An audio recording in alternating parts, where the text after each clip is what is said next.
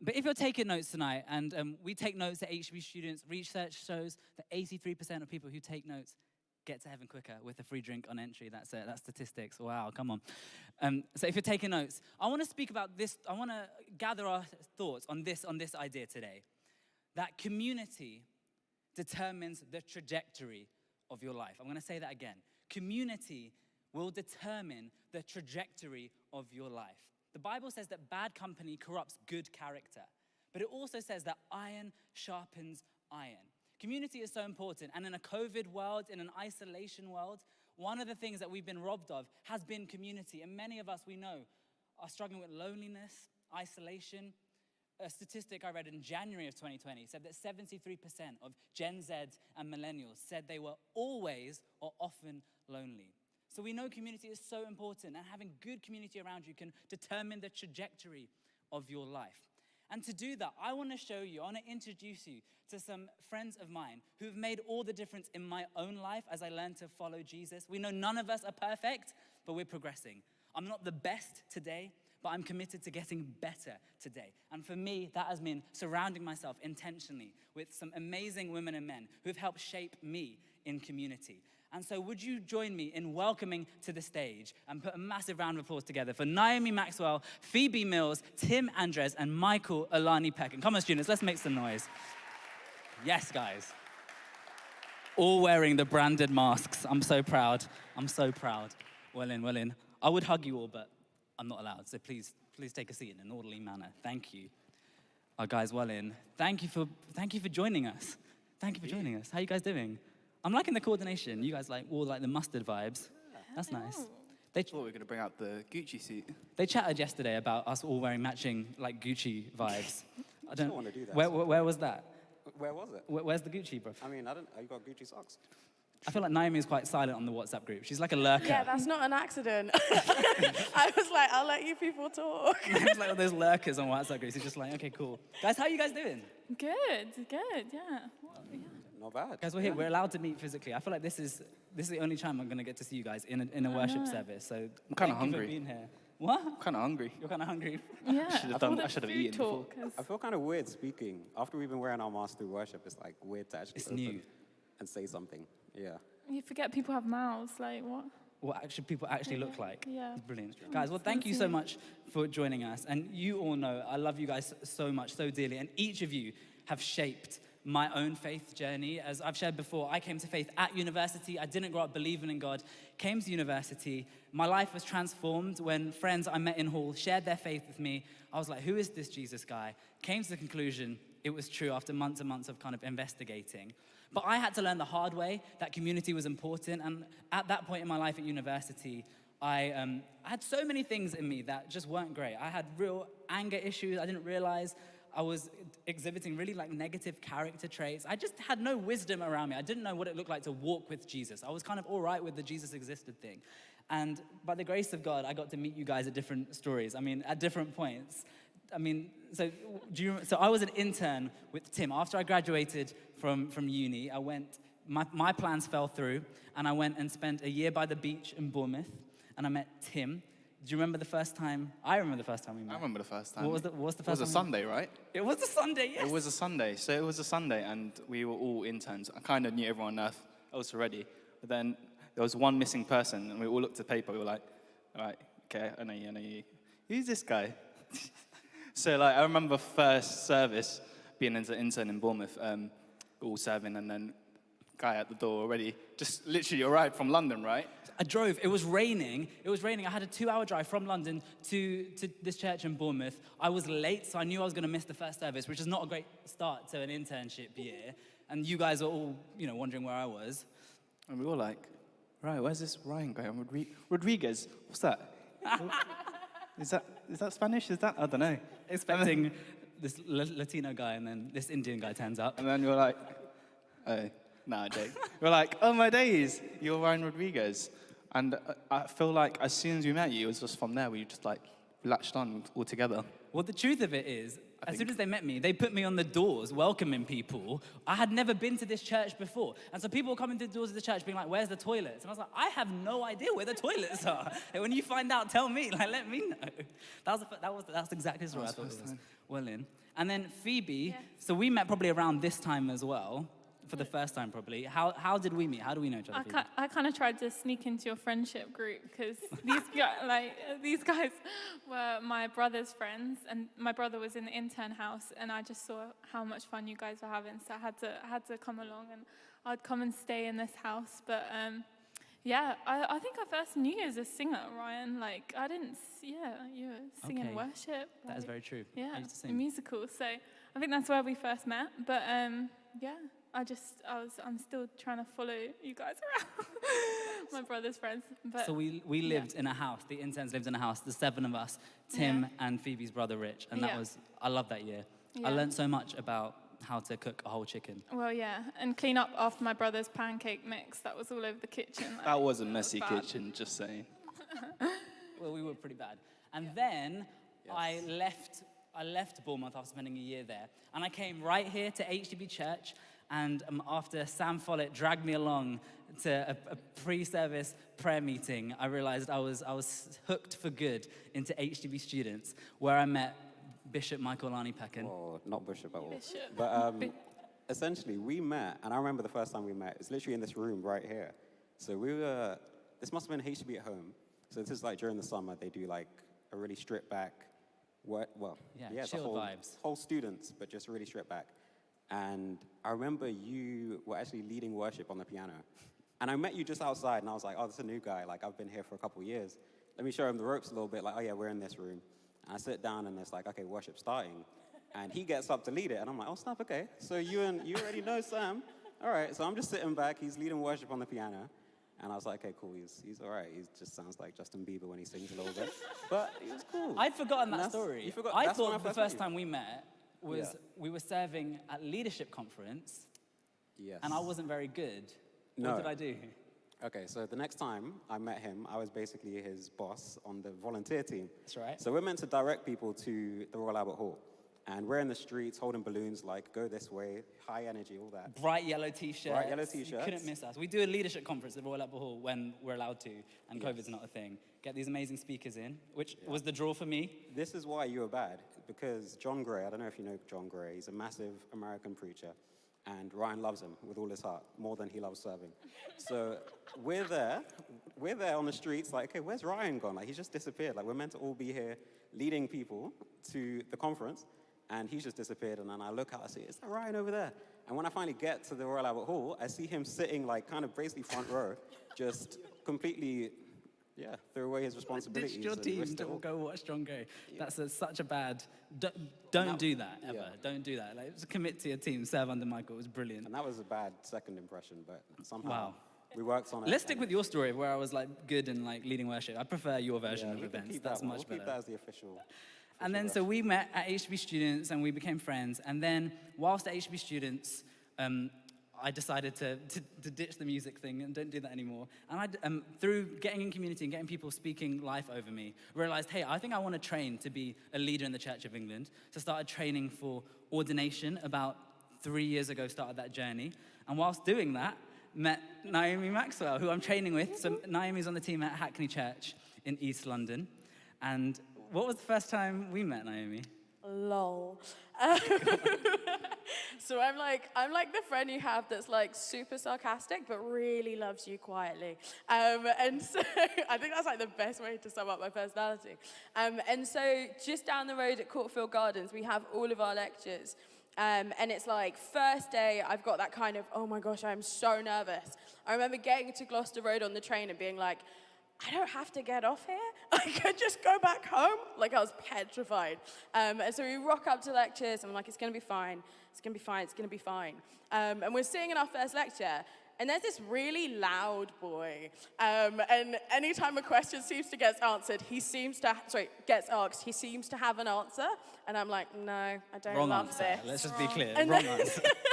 And then he gives an answer that he's like really proud of. So he walks to the center of the room, does a dab, and sits back down. And I turned to the nearest person to me, and I was like, if this is the next 3 years, I don't want to be here. And that was my first impression of Ryan. I don't know what possessed me to, I don't know what, we were in a room full of like serious grown-ups, you know, people trained to be a vicar, like 60-year-old adults, and then... I was just like, but why? It's like, this has no application to theology. You just really needed to dab in that very moment. The anointed dab, it's a thing. It was Show us a not. dab. It was Show not. us a dab. Show us a dab. You can dab, you know what a dab looks like. Wow, that was amazing, that was lovely. I enjoyed that one.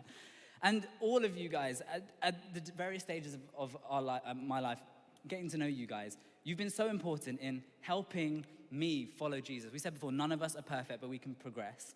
And so for me, I value all of your friendships. And we talked about iron sharpening iron. It's really been that case for me. And I know for all of you guys, are amazing leaders. You've led small groups, you've been part of small groups. Tim, when we met in Bournemouth, so we lived together for a year. We're talking about community, and many of us will be in halls, seeing the best and the worst of each other, like night and day, and messy kitchens, that's where I went to.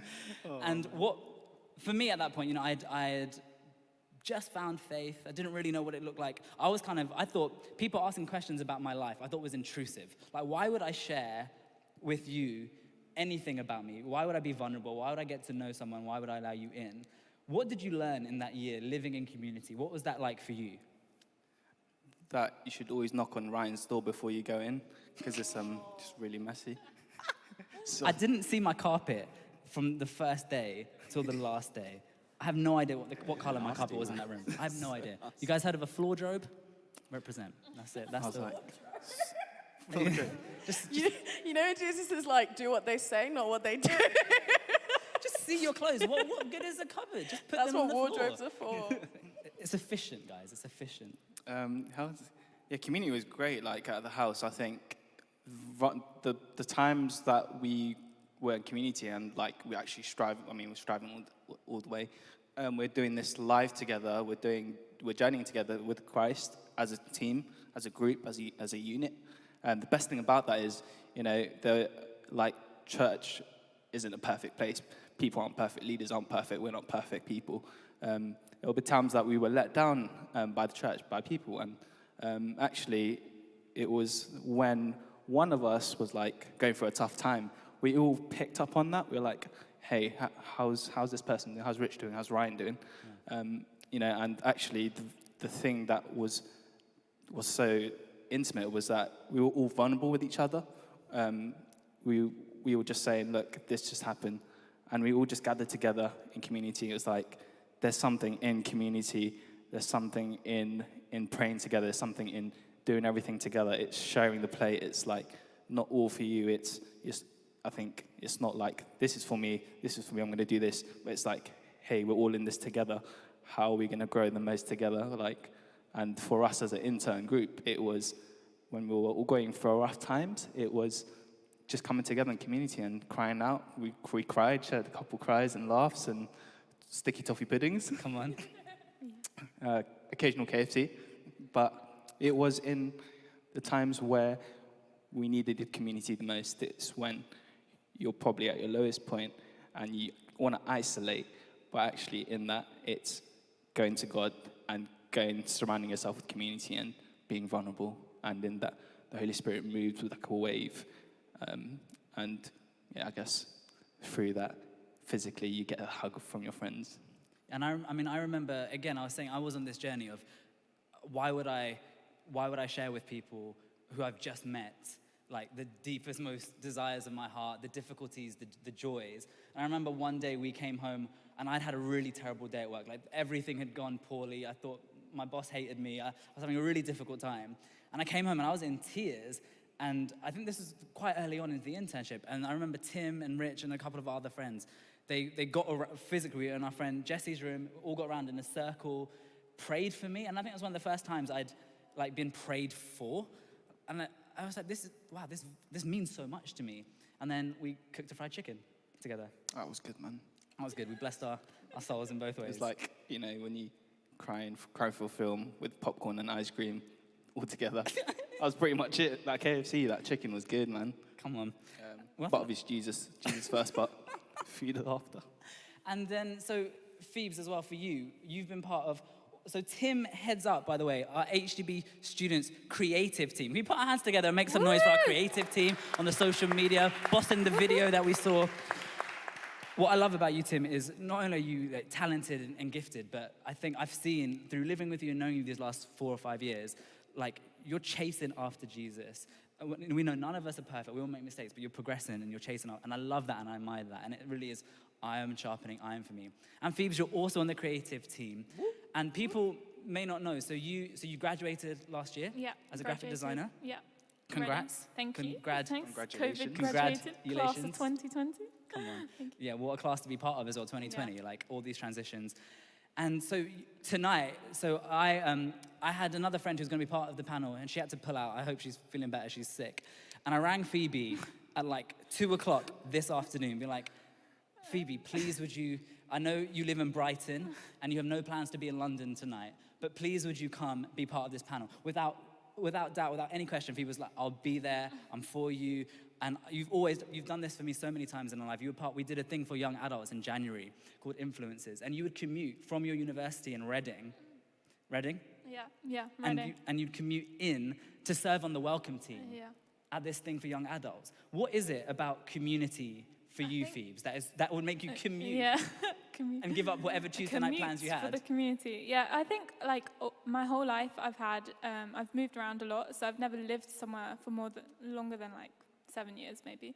And I think that's driven me to like run into community. Like I want to find it, I want to seek it out. And I think like, so I started coming to HTB like kind of with my cousin to try and help her find community here. And I think I was like, I want to serve. So I came to Influences and serve. But I think, like moving around in life, I don't know if anyone else had this experience that you kind of feel like you haven't.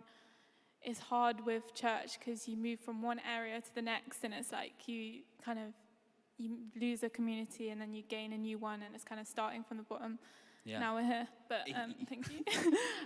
But yeah, so I just feel like I have placed that as something in my life as a value to have, like to always run after community and get involved, seek it out. So when Ryan was like, we need creatives, we need people, I was like, I only live 2 hours away, but please can I do something? Like be part of something. So I think I would encourage people to run towards it, I think. I love that, and you inspire me and you encourage me. Just like I think it's so easy to come to church and consume and be like, this is an event I turn up to, or this is like impress me.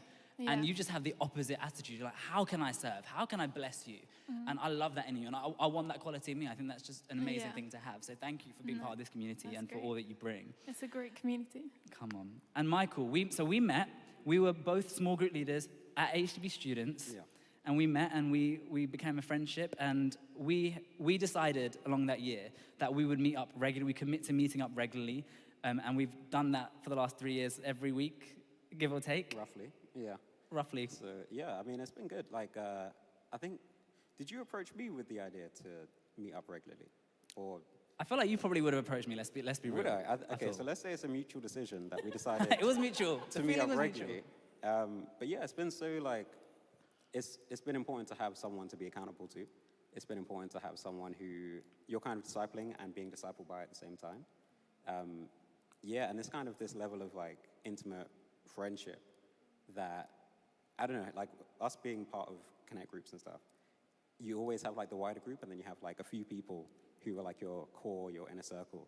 And it's with those people you can go to another level of intimacy, and you can really share and you can grow and just be raw. So yeah, I mean, I've gotten a lot from it. I know you've gotten a lot from it. So we won't ask. I was a hot mess. No, it's true. No, I mean, I say it's true. But it's true, and I think the commitment.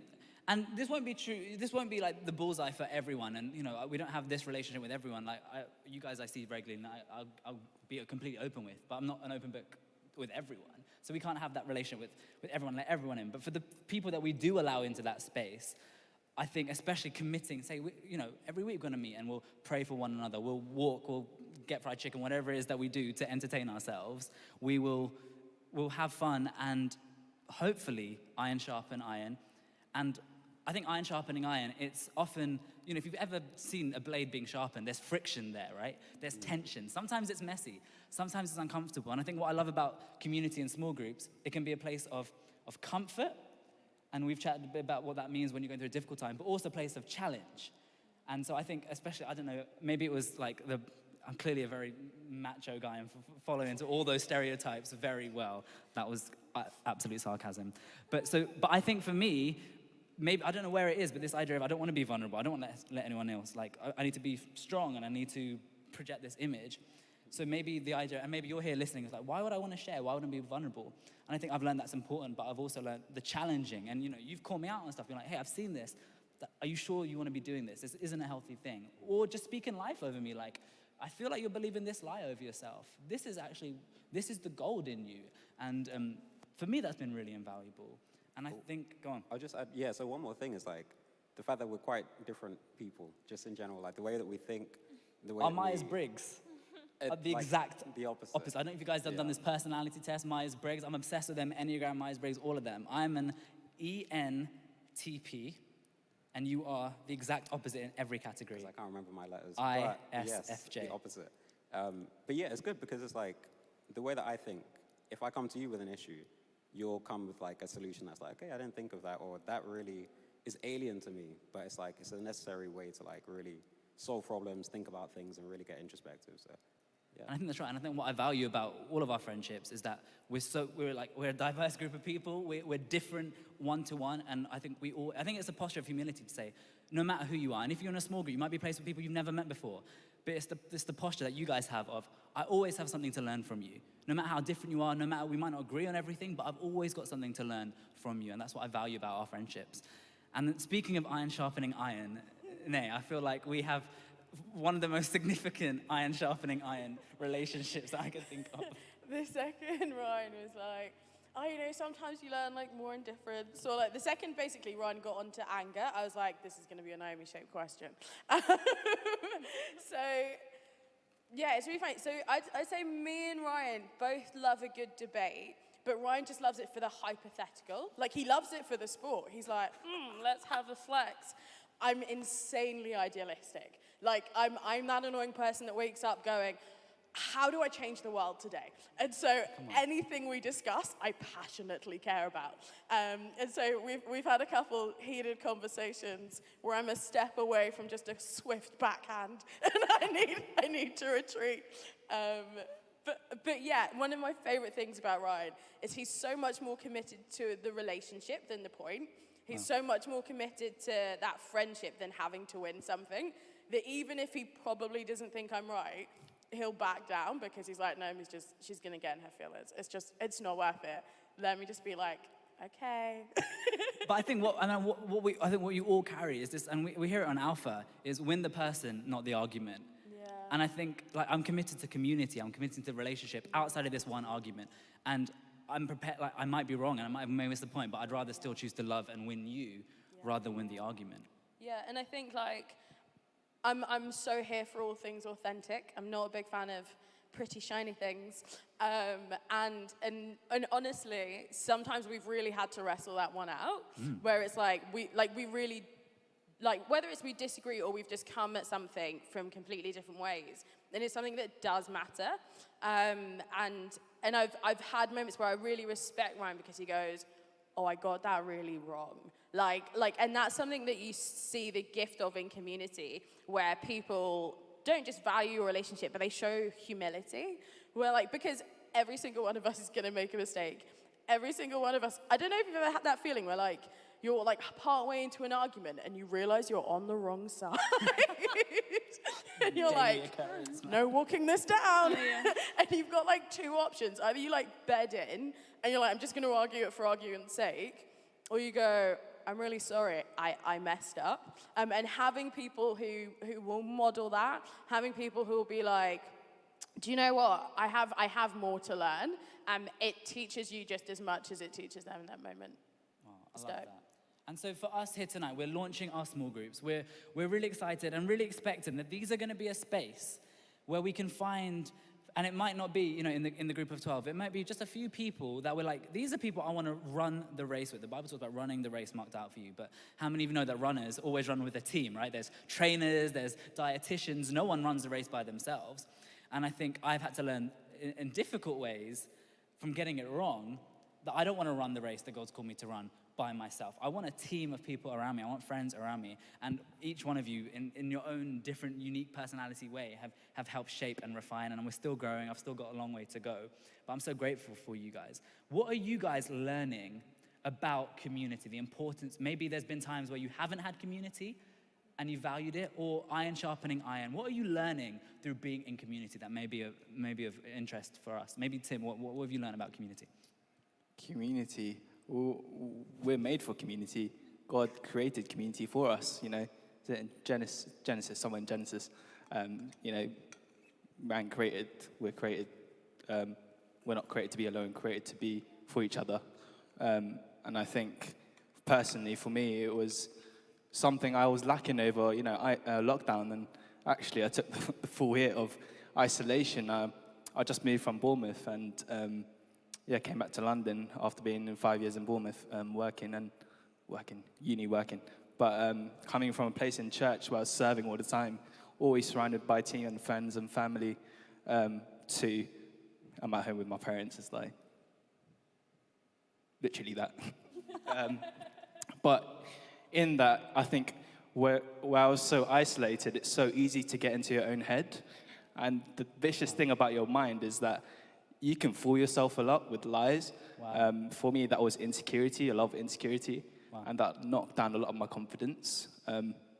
At points you're like, where you kind of have to put a full stop. Like, enough is enough. I'm tired of feeling like this. I'm tired of being tired. I'm tired of not going to anyone to talk about. And actually, there was a big shift when my fixation, is that a word? I don't know. My eyes wasn't fixed on God. It was on the problem. Wow. But I needed to fix my perspective on God first. But it's like, for me, as a genuine individual, what does that look like? I knew that I was striving I know I strive in life with the community around me. Wow. And so I actually had to reach out. The hardest bit about that is reaching out to someone. You know, you've got all these lies in your head, you've got all this feeling. How do you comprehend with that? By actually reaching out to God first, saying, God, I need you. You know, I prayed for community every single day after, you know, going through a rough patch. And actually, if it wasn't for community, if it wasn't for reaching out, I wouldn't be here today, because one of my mates from Bournemouth, we're just like, we ain't catched up in time, and this is lockdown. How's life? How are you doing, you know? That's all I needed. That's all we both needed. Everyone's going through lockdown. Everyone's been through lockdown in their own ways, and it's been different hits, different perspectives, but really coming together, it's, again, like the internship, uniting together and sharing and being vulnerable was the best bit. Praying together. He had a vision in the prayer where he was like, Tim, I think I can see you by a river, and I don't know what's happening in the river, but you're going to look at it, and you're going to be filled so much with the Holy Spirit. I was like, all right then, what? The river? Well, like River Thames, or what? Little Venice. And next day, randomly hit Ryan, right? Randomly we were going to, and you were busy with work that day, so Busy I think with you were like close to being like, hey, I can't actually meet today. But Yeah. we did, and we went Wingstop. Wingstop? I don't know if anyone knows it. You know, Wingstop? Come on. So I'd never been there before until that day. You had like atomic flavored chicken wings or something. Yeah. What was it called? Nuclear. Atomic. Atomic hot sauce. That was Do you regret that dangerous. choice now? Yeah. It was weird. Yeah, I thought so. You know, you have a bite, you're like, all right, cool, this is nothing. Like, 5 wings down, it's like, Okay, so you get your atomic wings. And that was then- good. But we're just kind of catching up. Nothing to do with church, nothing to do with faith. And like, I don't know, I felt like God was in that conversation, really. Like, we were just talking, like, you were talking to me about students, you were talking about creative. I was like, you know, lockdowns really pushed me to that side of, I'm like, I don't really want to do anything right now. I don't feel like I'm fit for anything right now. But you know, I kept looking at God, kept asking God, what is it that you really want me to do? What is it? Who do you want me to be surrounded with? who do you want me to rally with in life? Is this saying that you are a product of the closest 5 people around you? Wow. And so I kept asking myself, what kind of community do I need right now? Who do I want to journey in life with? And Ryan's one of the people that I want to journey in life with. And we went for a prayer walk. We're like, oh yeah, let's go home. Funnily, we're walking towards South Bank. And we're talking about future stuff. And you're looking at St. Paul's, which is where you're going to graduate soon, aren't you? Come on, get ordained. And we sat down. We're like, cool, let's pray. We've got like 10 minutes left, yeah. And yeah, and before the last train. So we knew the last train was coming, but we've been out for hours just having a great time. But you started praying for me. I was just like sitting there like, all right, God, just do whatever you need to do. I started looking ahead. I was like, hang on, there's a river in front of me. I literally got up, started jumping. I was like, what is going on, man? Like, I did like 720 spins. Yeah, I thought you were like doing a workout or something. Like, why are you lunging? What's going on? And it was that point where God was like, boom. That talk with my mate from Bournemouth the day before was like a catch up after a whole year. From that to the next day saying, God, look, like, this is where you're going to be, Tim. With Ryan in community. I was like, and I love that. In one conversation with your friend the day before, you had no idea what that conversation was going to hold. But again, it's determined the trajectory of this season for you. And I'm excited and expecting for what you're going to do in this season. And HTB Students Creative is going to be amazing. And I think it's just crazy what can happen. And you had to put yourself out there, right? It's like Phoebe, what you do. Like you're coming. I'm going to contribute to this. What about you guys down this end? What do you think about community? What are you learning? Yeah, I think like the same. Like when I came to uni,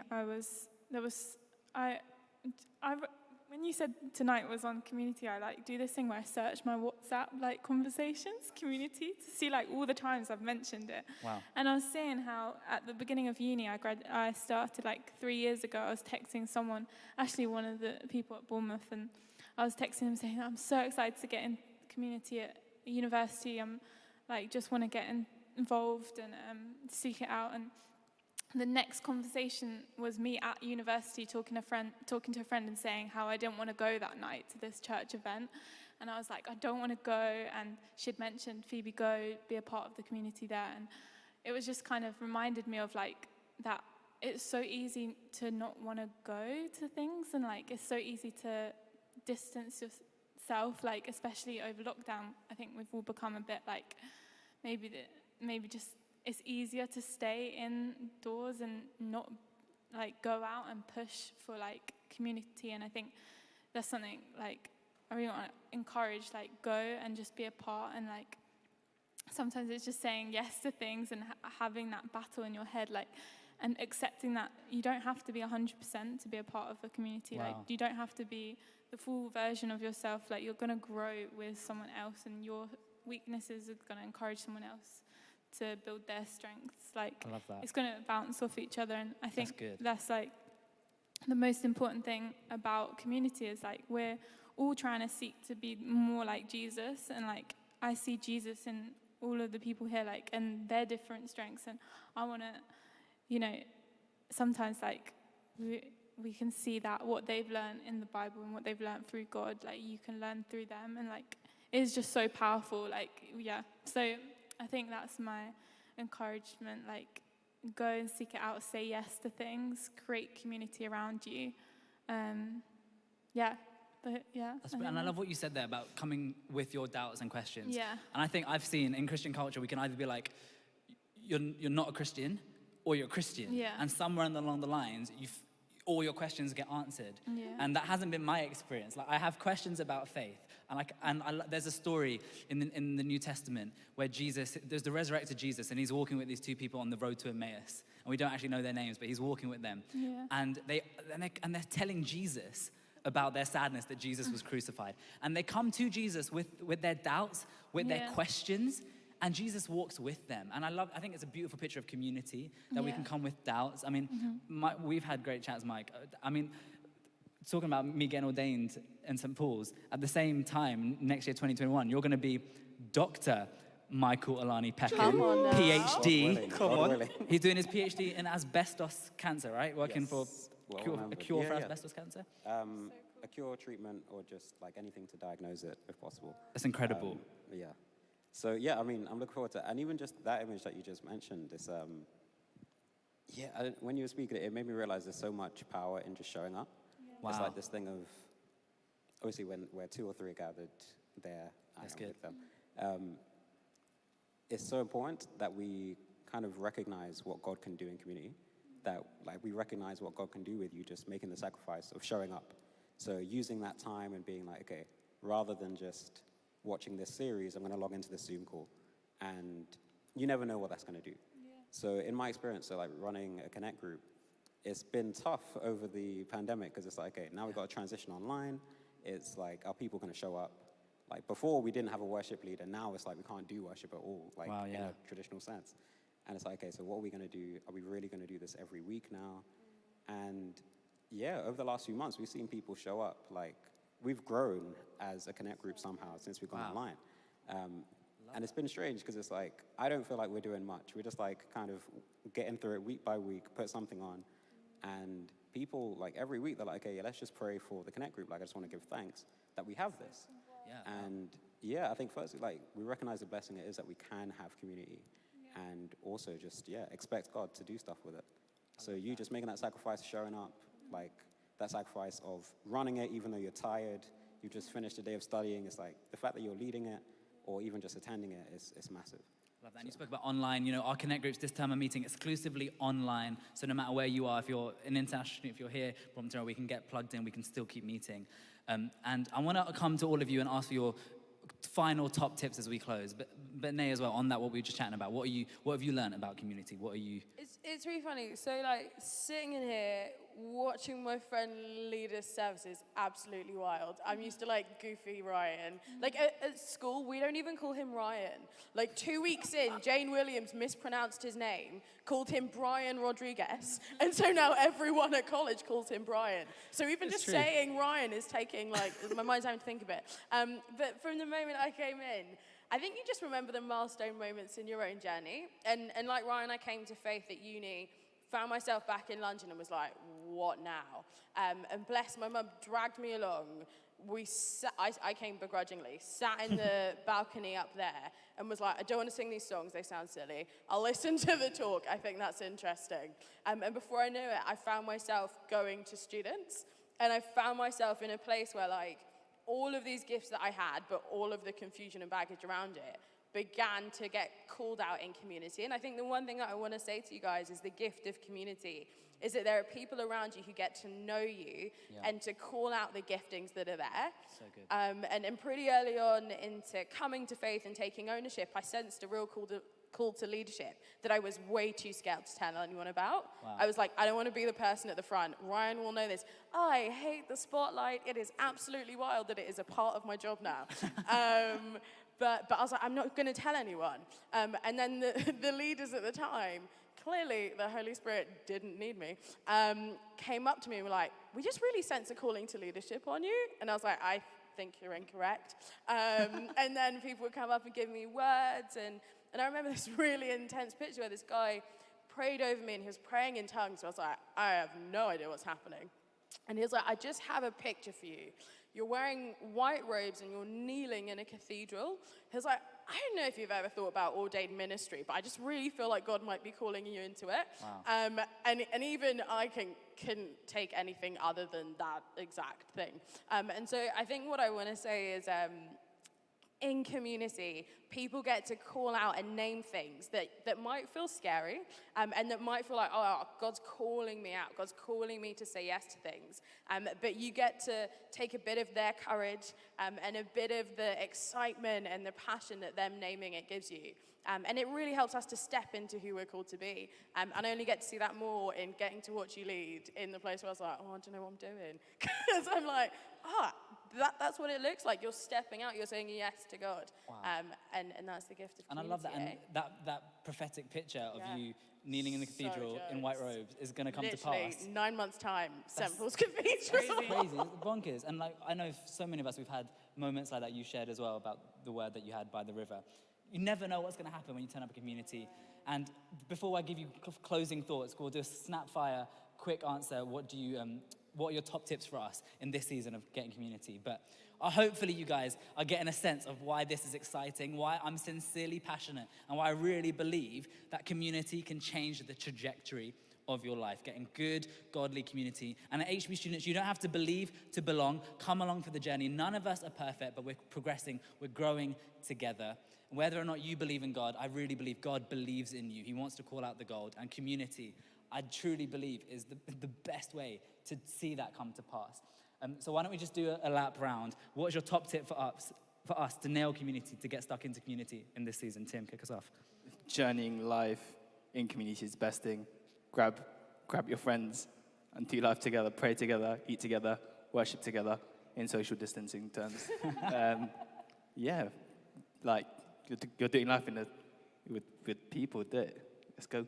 Love that. Yeah, I think, turn up, just go, click that Zoom link. That's my encouragement. Surround yourself with people who are going to lift you up. Ask God for that. Ask God to help you. And he'll do it. He'll give you people to, lift you up and keep you going on your journey. That's Love that, Phoebes. Go, Mike. Yeah, I would encourage you to just, I guess, really focus on the people. So whoever it is you're going to be in community with, it's so important to just get into that friendship with them, because that's when you can be raw, you can be honest, and you see God move. Love that. Thanks, Mike. And go, Naomi. Look out for the people you wouldn't normally do relationship with, or you wouldn't normally seek out as friends.